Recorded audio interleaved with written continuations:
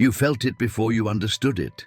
Maybe it was 3 hours into a conversation that started as dinner and became something else entirely. Maybe it was the moment you realized you told someone something you'd never said out loud. Not because you planned to, but because something in the room made it feel safe, or possible, or unavoidable. Maybe it was subtler than that. A person sits across from you and you notice, without being able to explain why, that you are more yourself than you were an hour ago. Not performing more, not trying harder, just more. Like a frequency you carry but rarely get to use fully, has finally found a matching signal. And then they leave, or the evening ends, or the connection doesn't go where part of you wanted it to go, and you're left with this residue. Not grief exactly, not longing exactly. Something more disorienting than either. The sense that something passed through you, that you're not entirely the same person who walked into that room. Most people call this chemistry, or connection, or, if they're feeling slightly spiritual about it, energy. But chemistry implies it's biological, connection implies it's chosen. And energy, the way most people use that word, has been so flattened by misuse that it barely means anything anymore. You've heard it used to describe a bad coworker and a transformative relationship in the same breath. The word has lost its edges. What actually happened in that room? What is actually moving between two people when something real occurs between them? Jung had an answer, and it is considerably stranger than chemistry, considerably less comfortable than the word connection suggests, and considerably more important than most of us have been told. He spent decades building a framework for what the psyche actually does in proximity to another psyche, not what we tell ourselves it does, not the conscious, curated narrative we construct afterward, what actually happens in the layer underneath. In the place where most of the real work of being human is quietly, continuously occurring without our permission or our awareness. That layer is where connection begins, and understanding it changes almost everything about how you read the encounters that have mattered most in your life. Here's what nobody tells you about deep connection. It doesn't happen between two conscious people. Not primarily, not in the way we like to imagine. Two people meeting, two minds engaging, two personalities finding common ground. That's the story we tell afterward. That's the narrative the ego constructs to make sense of what happened. What actually happens, what Jung spent decades trying to map, occurs mostly beneath that story, in the layer underneath deliberate communication. Underneath the words chosen carefully and the impressions managed and the version of yourself you've decided to bring to the table. The real meeting happens between two unconscious systems, and that meeting is not gentle. It is not clean. It does not respect the boundaries you thought you had. Think about the last time you were in a room with someone whose sadness you couldn't name but could feel. You hadn't been told they were sad. They were probably performing fine, doing the social thing, laughing at the right moments. But something in you knew. Not because you're perceptive in the complimentary sense people sometimes mean, because your unconscious was reading theirs. Directly, the way one instrument picks up the resonance of another without any deliberate signal being sent. Jung called this the reality of the psyche, and he meant it literally. The psyche is not a private, sealed thing that lives inside your skull and stays where you put it. It radiates, it receives. It is, in his framework, fundamentally porous, even when you're convinced it isn't, even when you've worked very hard to make it not be. And when two psyches come into genuine contact, not the managed, surfaced, performed contact of most human interaction, but the actual thing, what happens is not exchange. What happens is closer to contamination. In the most neutral, most precise sense of that word, You are changed by what you absorb, and you change what you touch. That is not a metaphor. This is why certain people exhaust you in ways you cannot justify logically. You haven't done anything strenuous. The conversation was fine, even pleasant, but you leave depleted in a way that has nothing to do with the content of what was said. Your unconscious was working the entire time, reading, processing, managing the contact with something in theirs that required significant psychic effort to be near. The depletion is real because the work was real, even though it was invisible. And this is equally why certain people restore you. Why an hour with a specific person can leave you feeling more resourced than you arrived. Not because they said the right things, not because the conversation was particularly profound, because something in the field created by your two unconscious systems together, the particular resonance of that specific meeting, gave your psyche something it needed, something it cannot manufacture alone. That is not dependency. That is not weakness. That is the fundamental architecture of how psychic life actually functions between people who are genuinely in contact with each other.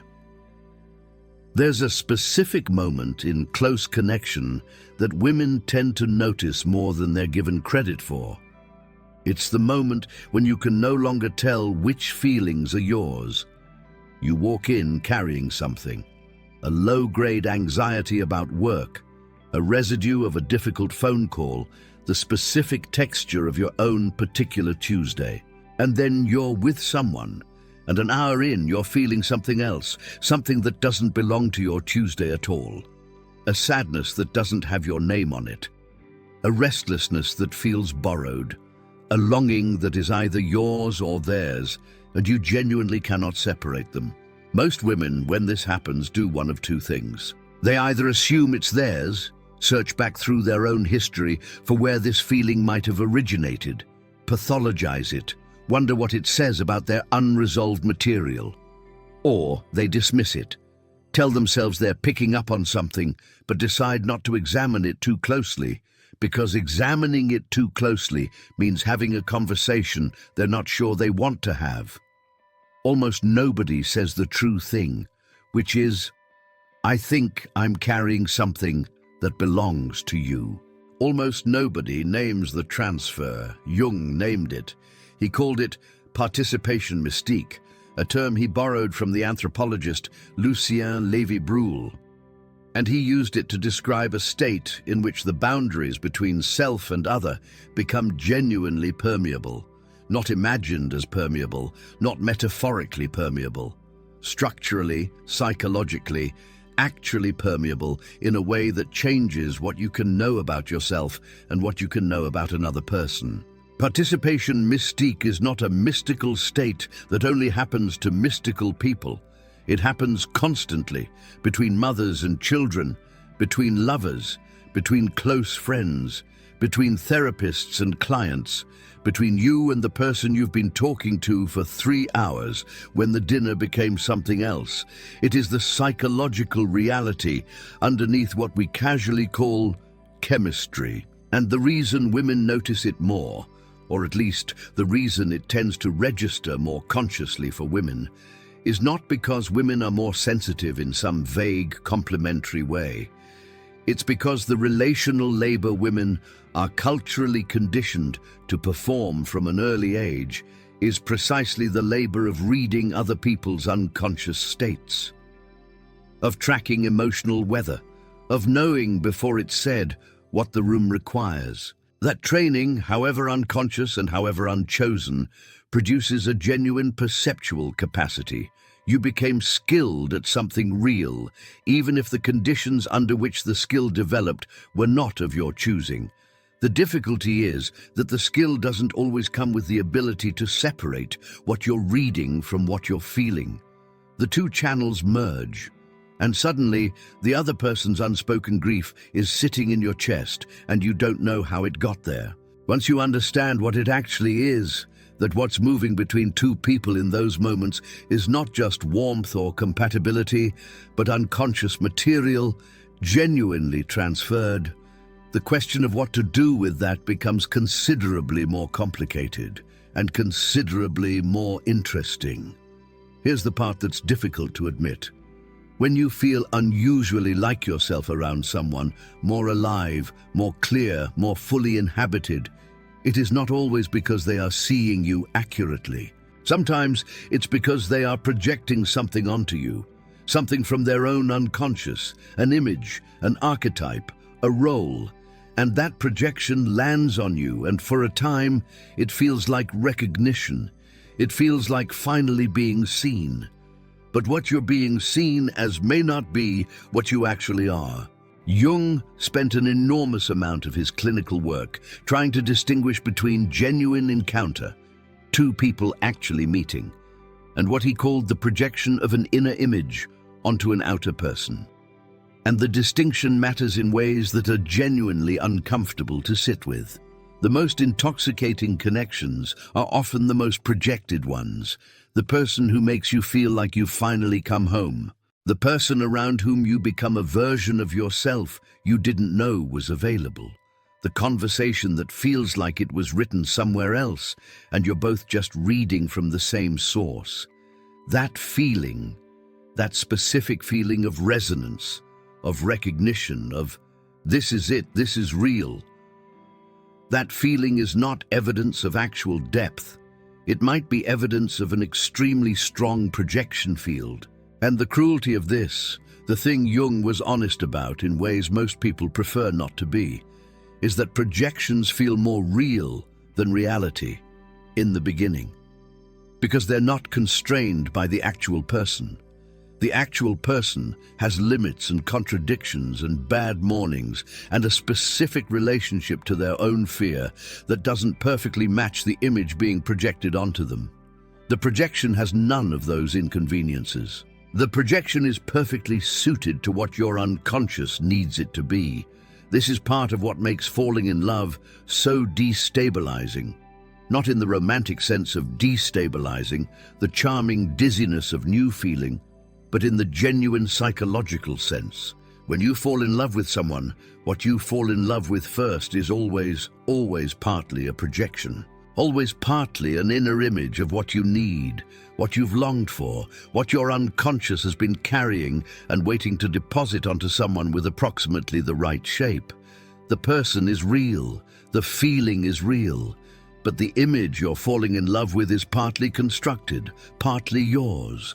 Jung was not cynical about this. He didn't see projection as a failure or a distortion to be corrected. He saw it as the mechanism through which the unconscious makes contact with the world. You cannot download your inner life directly into another person's awareness. You have to put it somewhere. Projection is how the psyche externalizes what it needs to see. And often, what it projects onto another person are its own unrealized qualities. Capacities, traits, depths that haven't yet been integrated into conscious identity. When a woman is drawn to someone who seems extraordinarily free or unusually courageous or capable of a kind of directness she cannot quite access in herself, she is often seeing her own potential reflected back, not accurately located in that person, but accurately identified as something real. The projection is not a lie. It's a message from the interior, delivered via the only mechanism available. Talvez não seja isso. Or maybe it's exactly that. Both things can be true simultaneously, and that's what makes it so hard to navigate cleanly.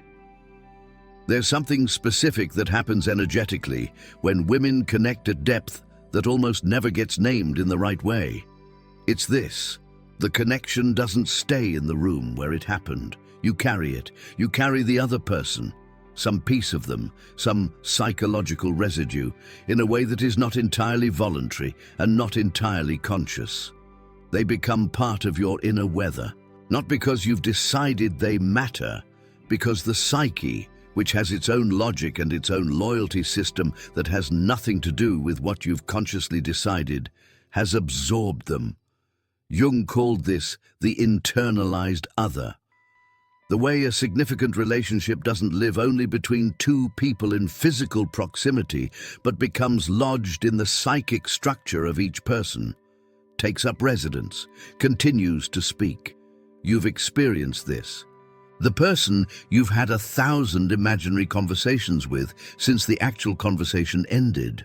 The person whose opinion you find yourself internally referencing even when they're not there, even when they're someone you haven't spoken to in years. The person who appears in your dreams as themselves, or as something that is somehow both them and not them, something that wears their face but means something else entirely. The relationship that ended but didn't stop happening. That isn't pathology. That isn't a failure to move on or to achieve the clean closure everyone tells you is available if you just process correctly. That's the psychic reality of what genuine connection actually does.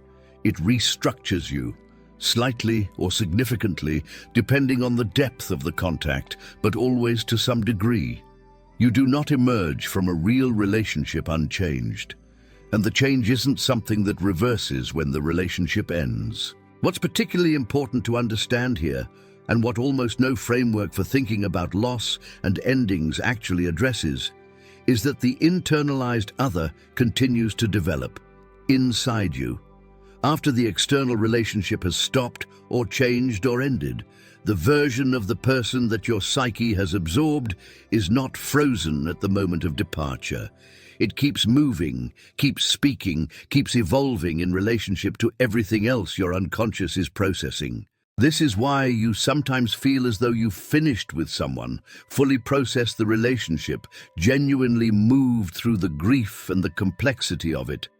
And then something happens years later that activates that material again. Not because you hadn't healed, because the psyche is still working with what the relationship deposited, still metabolizing, still finding new angles on old material as new experiences create new contexts for understanding it. Quase ninguém fala sobre isso. That the relationships you've had do not end in you when they end in the world. That the interior archive of significant connections is one of the primary materials the self uses in the long, unglamorous work of becoming. There's a concept in Jungian psychology called the conjunctio, the union, and it is one of the most radical ideas in the entire framework, though it tends to get discussed in ways that drain it of its actual strangeness. The conjunctio refers to the meeting of opposites in alchemical symbolism, which Jung spent decades studying because he believed the alchemists were doing psychology before psychology existed. It is depicted as a union, sometimes violent, sometimes transformative, always complete, between two opposing principles, sun and moon, king and queen, fire and water, not a compromise between them, not a blending that produces something moderate and manageable, a genuine union that produces something that was not possible from either element alone, something third, something genuinely new. Jung believed that deep human connection, the real kind, the kind that actually changes you, participates in this same structure. When two people meet at genuine depth, what's happening is not the addition of two personalities. It's the encounter of two unconscious systems, each carrying its own internal opposites, each carrying its own unrealized potential. And in that encounter, something can happen that neither person could have accessed alone. This is why the deepest connections feel like they give you access to parts of yourself you didn't know were there. Not because the other person is showing you yourself, though that framing has become common and is not entirely wrong, but because the field that forms between two unconscious systems has its own generative capacity. Something happens in the space between, something that exists in neither person individually, but becomes available in the encounter, in the field, in the contact zone between two unconscious systems that have found each other's frequency. Jung saw this as having almost gravitational force. Two unconscious systems in proximity exert actual influence on each other. They reorganize each other. They activate in each other material that was dormant, inaccessible from the inside, waiting for the precise frequency of this particular encounter to come alive. This is why certain people draw out something in you that nobody else draws out, and why the same situation that brings out something extraordinary in the context of one relationship brings out something entirely different in the context of another. You have not changed between those two relationships in any obvious surface sense. But the field has. The unconscious system you are in contact with has, and that changes what becomes possible in you. It's also why some connections feel clarifying, while others feel destabilizing, even when both are genuinely significant. The field created by one encounter organizes something in your psyche that had been formless. The field created by another encounter disrupts something that had been perhaps too rigidly organized, too defended, too settled, too certain of itself. Both are doing real work. The clarifying connection and the destabilizing one are both in Jung's framework, producing conditions for something to move that couldn't move without them. Once you understand that you are not a fixed thing that moves through relationships unchanged, that relationships are not containers for something pre-existing, but are themselves productive, generative, creating conditions for psychic material to emerge that couldn't have emerged otherwise, then the question of what you bring to connection and what connection asks of you becomes considerably more serious than chemistry suggests. There is a side of this that is very difficult to say without being misunderstood. Sometimes deep connection functions as a mirror, not in the soft way that phrase usually gets used, the gentle idea that close relationships show you yourself, in the sharper, more demanding way Jung intended. The other person activates in you what you have not yet been willing to look at. The connection becomes the mechanism by which your unconscious delivers to your conscious mind material it has been carefully managing to keep separate. This is why certain connections feel like exposure, not because the person is doing anything deliberately, not because they're asking anything of you, but because something about their particular psychological structure, the specific shape of their unconscious, creates a resonance with something in yours that has been waiting, without your permission, to become visible. And this can feel like intimacy. For a while it often does, the sense of being known, of being seen past the performance, of something real being contacted. But there's a distinction that matters enormously between being seen past the performance by someone who actually knows you and being activated by someone whose unconscious simply happens to have the precise shape that unlocks a specific part of yours. The first is relationship. The second is encounter. They are not the same thing even when they feel identical from the inside. È difficile admitir, especially when what's being activated is something you've wanted to know about yourself. Something that feels like a more real, more complete, more finally accurate version of who you are. The temptation is to locate the source of that aliveness in the person who activated it, to believe that they are what you've been missing, that the connection is the answer rather than the catalyst. But the catalyst is not the same as the source. What the connection catalyzed was always in you. The material was always there. The other person provided the conditions, the frequency, the field in which it could emerge. They did something real. The encounter was real, but what became available in you in that encounter does not require their continued presence to remain real. This is one of the most important things Jung's framework has to offer on the question of connection and loss. When a relationship ends, or changes, or doesn't become what it briefly seemed like it might become, the activation doesn't have to end with it. The parts of yourself that became available in the context of that encounter do not belong to the encounter. They belong to you. They were yours before the person arrived. They will remain yours after they leave. The question, always, is whether you're willing to keep accessing what was activated without the external condition that made it feel safe to access in the first place. Here's something that gets almost no attention in any of the ways people talk about connection, chemistry, soulmates, twin flames, whatever vocabulary the current moment is using to describe what happens between people when something real passes between them. The encounter between two unconscious systems is not always pleasant. In fact, the connections that are most psychically significant are often also the most destabilizing. The ones that leave you feeling simultaneously more alive and less stable, more yourself and less certain about who that self is, opened and disoriented in equal and simultaneous measure, more real and somehow more difficult to locate than you were before. This is not an accident. This is the conjunctio doing its work. The alchemists understood, and Jung, in spending decades studying their symbolism, came to understand alongside them that the union of opposites is not a comfortable process. It involves dissolution. Before two things can genuinely combine, both have to surrender the form they had when they arrived. Something has to be released. Some structure that protected you, that organized you, that held you in a particular shape, has to become temporarily unusable. The deep connection that changes you does not change you by adding something. It changes you by undoing something first.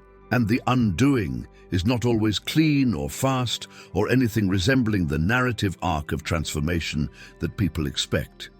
It can look like confusion, like a loss of orientation that you can't quite justify to anyone else because the thing that disorientated you, a conversation, an encounter, a connection that didn't even necessarily become a relationship, seems like it shouldn't have had that much weight. Like waking up slightly differently weighted for weeks after a significant conversation with someone who, on the surface, was just a person you met. This is the psyche working. This is not dysfunction. This is not you being too sensitive or too affected or lacking the appropriate emotional boundaries. This is the aftermath of genuine contact between two unconscious systems, which is always more significant than what the surface of the encounter suggested.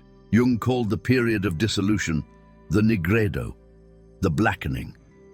The stage in the alchemical process before transformation when the original material has been broken down and has not yet reorganized into anything recognizable. It looks like failure. It feels like loss.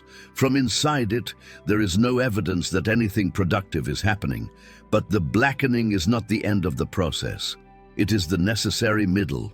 Oh, talvez seja. The dislocation you feel after a connection that mattered, the specific confusion of being changed by something you cannot fully account for, is not a sign that something went wrong. It might be the first reliable evidence that something went right. There is a question underneath all of this that doesn't get asked directly enough. What are you actually doing with who people make you become? Because connection, the deep kind, the kind that actually moves something, doesn't only happen between two people in a room. It happens between you and what they activated.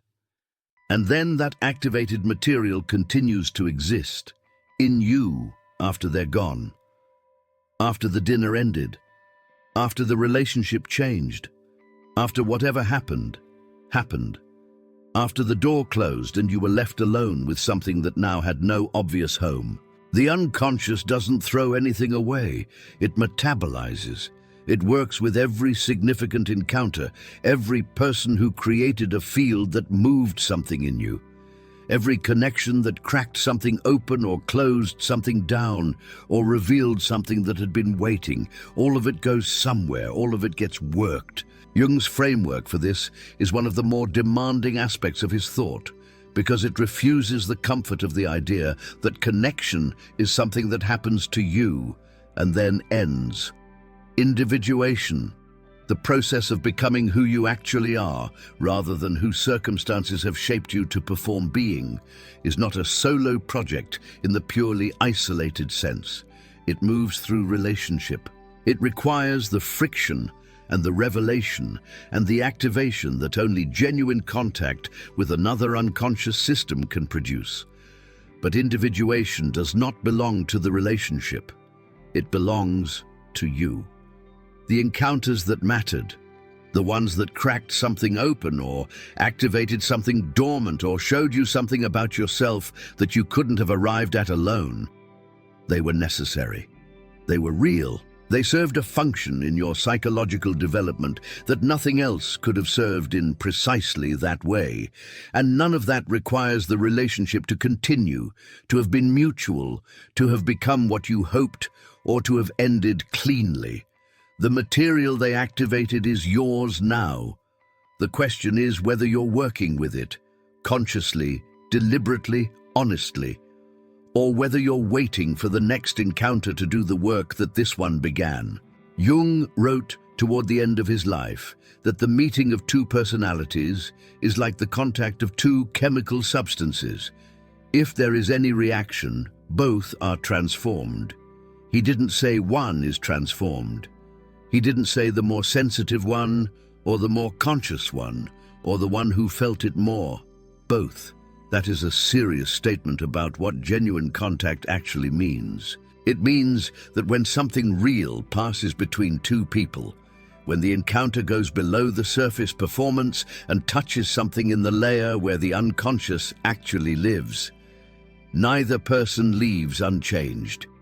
Even if only one of them registers it, even if only one of them is conscious enough of their interior life to notice that something shifted. The field affects both parties. That is the nature of a field. This is both an enormous responsibility and a quiet reassurance. Responsibility, because you are not a passive recipient of what other people do to you in connection. You are also doing something to them. Your unconscious is also transmitting. Your particular psychological structure is also activating material in the people who come into genuine contact with you, revealing things in them, disrupting things, making available things that wouldn't have been available without the specific frequency of your presence. You are not only being shaped by the encounters, you are shaping them. And the reassurance is this: the connections that felt significant, the ones that seemed to move something real, that left residue, that you are still metabolizing years later, they were real. Not in the sense that the relationship necessarily became what you hoped it might. Not in the sense that the other person felt what you felt, or valued what you valued, or registered the encounter with anything like the weight it had for you. But something actually occurred. Something transferred. Something reorganized. The feeling wasn't wrong. The feeling was your unconscious accurately registering that genuine contact had happened. That the field created by this particular meeting had something in it, for you, for your process, for what the self is always, across an entire lifetime, quietly and persistently trying to bring into the light.